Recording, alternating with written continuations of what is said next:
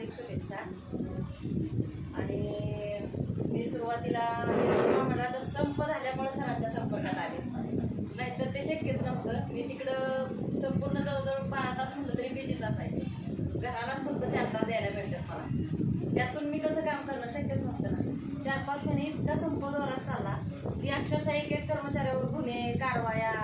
मी घाबरले, आता आपलं काही खरं नाही. स्वप्न बरीच मोठी होती आणि शक्य नव्हतं हे सगळं करणं, मुलांचे शिक्षण वगैरे. मग गोपने मॅडमची भेट घेतली. गोपने मॅडम एक दिवशी आमच्या मॅडमचा सत्कार करायला आल्या आणि सगळेजण कॉन्ट्रीब्युशन चाललं होतं 10-20 रुपये काढायचं. पण ते पण काढणं मुश्किल होतं. पण मॅडमनी एकटीनं सगळं साहित्य घेऊन आलं, बुके, हार, केक.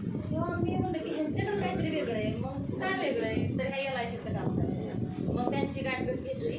मग त्यांनी मला सरांपर्यंत पोहोचवलं. सरांनी मी अगोदर विचारलं की मला हे जमल का, आधी ते सांगा.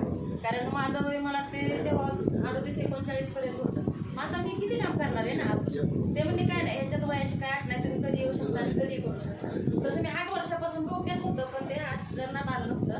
किंवा एक योग्य वेळ लागतो, मुहूर्त लागतो म्हणतात तसं. तो गोपने मॅडम माझ्या मागं त्यांच्या पहिल्या गुरु म्हणलं तरी चालेल.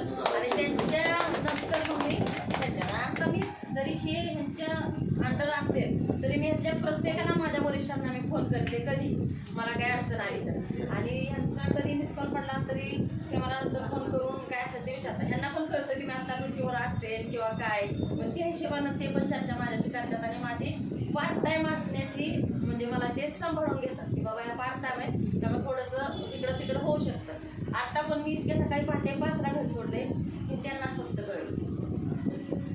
म्हणजे उपवास आहे, त्यांनी आलेल्या पहिलं